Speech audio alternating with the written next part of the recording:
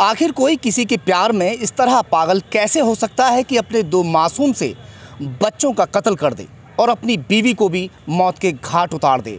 ऐसा ही एक मामला आया है ग्रेटर नोएडा से, जहां एक पति ने अपनी पत्नी को, दो मासूम से बच्चों को मौत के घाट उतार दिया, और वो भी सिर्फ इसलिए कि वो अपनी प्रेमिका से बेहद प्यार करता था।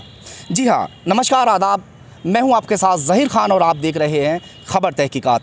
मामला है ग्रेटर नोएडा के चिपैना के गांव एक कॉलोनी का, जहां एक राकेश नाम का व्यक्ति रहता था। उसकी शादी हुई थी 2012 में एटा की एक लड़की रत्नेश के साथ। 2-3 साल तक सब कुछ ठीक चलता रहा, मगर शादी से पहले से राकेश का गांव की ही एक लड़की से, रूबी नाम की लड़की से प्रेम प्रसंग चल रहा था। अब 3 साल के बाद में 2015 में रूबी की नौकरी लग जाती है पुलिस फोर्स में, और जैसे ही पुलिस फोर्स में रूबी की जॉब लगती है तो कहीं ना कहीं राकेश के परिवार वालों को भी लालच पैदा हो जाता है कि अगर अब रूबी को अपने घर की बहू बनाया जाएगा तो कहीं हद तक परिवार की हमारी जो स्थिति है वो भी कहीं हद तक अच्छी हो जाएगी। अब जिसको लेकर कहीं ना कहीं रूबी भी दिन प्रतिदिन राकेश पर शादी का दबाव बना रही थी। आए दिन उसको प्रेशर डालती थी कि तुम मुझसे अब शादी कर लो, काफ़ी दिन हो चुके हैं हमारे प्यार को चलते हुए। जिस तरीके से गांव वालों ने भी बताया कि जो राकेश है वो रत्नेश से शादी नहीं करना चाहता था, मगर दहेज के लालच में रत्नेश से भी उसे शादी करनी पड़ी। परिवार ने जोर डाला कि वहाँ से भी दहेज मिल जाएगा, तो शादी उसने की। मगर उस दौरान 2 बच्चे पैदा हुए। अब उन दोनों बच्चों को पालन पोषण चल रहा था, सब कुछ ठीक चल रहा था, मगर 2018 में 14 फरवरी दिन था वैलेंटाइन डे का। राकेश की और रूबी की मुलाकात होती है वैलेंटाइन डे पर। दोनों एक कहीं होटल में रुकते हैं।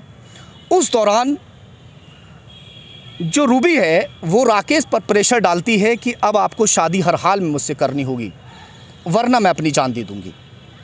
जिसको लेकर राकेश का भी प्रेशर में आ जाता है, तो राकेश उससे कहता है कि मुझे शाम तक सोचने का समय दीजिए।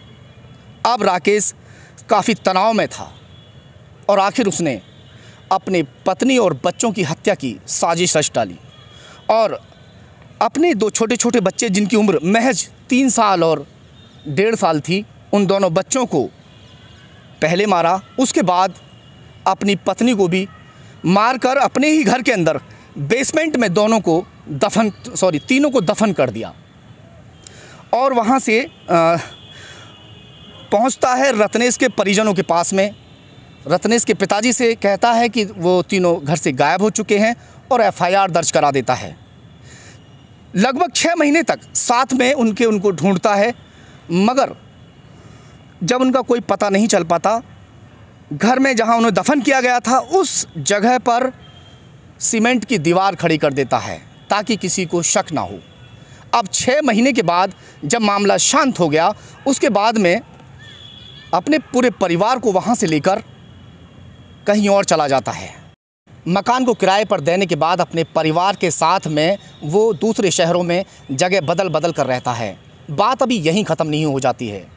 2018 में अपनी पत्नी और दोनों बच्चों को मौत के घाट उतारा था। उसके बाद में अब वो खुद को भी ख़त्म करने की साजिश रच रहा था, जिसको लेकर जो उसका जिगरी यार था, जिसको सारे मामले के बारे में जानकारी थी कि इसने दोनों बच्चों को और अपनी पत्नी को ख़त्म किया है, अब उसने साजिश रची कि मैं अब इसको मारूंगा। उसके बाद में उसे भी कहीं अनजान जगह पर लेकर जाता है और वहाँ उसकी हत्या करके उसका चेहरा बुरी तरह से कुचल देता है और अपना आधार कार्ड और अपना पर्स उसके पास छोड़ देता है ताकि लोग समझें कि ये राकेश मर चुका है। 2021 में इस वारदात को इसने 25 अप्रैल को अंजाम दिया। उसके बाद वहाँ से वो फरार हो गया, मगर पुलिस के हाथ काफ़ी लंबे होते हैं, अगर किसी के पीछे लग जाए तो छोड़ती नहीं है। अब उसको पुलिस ने ढूंढ निकाला। जैसे ही उसको अरेस्ट किया, अरेस्ट करने के बाद में मामला तो खोल रहा था उसके दोस्त का, मगर उसके साथ में वो अपने पत्नी और बच्चों की हत्या का भी मामला उजागर कर देता है। अब फ़िलहाल पुलिस ने उसके घर पहुंचकर उन कंकालों को निकाला है और पोस्टमार्टम के लिए उनको भेज दिया गया है। पोस्टमार्टम के बाद ये पुष्टि हो पाएगी कि वे जो शव निकले हैं, जो कंकाल निकले हैं, वो इसके बच्चों के हैं, पत्नी के हैं या किसी और के हैं। हालांकि फ़िलहाल पूरी तरीके से वो हाँक चुका है और मौका वारदात पर उसने उन तीनों कंकालों को निकाल कर पोस्टमार्टम के लिए पुलिस ने फ़िलहाल भेज दिया है। एक हैरानी की बात ये भी है कि राकेश की प्रेमिका रूबी तो पुलिस में है ही, जो फ़िलहाल आगरा में ताजमहल पर जो तैनात है, तो वहीं राकेश के पिता भी पुलिस में ही हेड मुहर्रिर हैं, मगर उसके बावजूद भी उसने ऐसी घिनौनी वारदात को अंजाम दे डाला। अब जिसने भी इस वारदात के बारे में सुना वही हैरान रह गया है। मिलेंगे फिर से आपसे ऐसी ही किसी नई कहानी के साथ।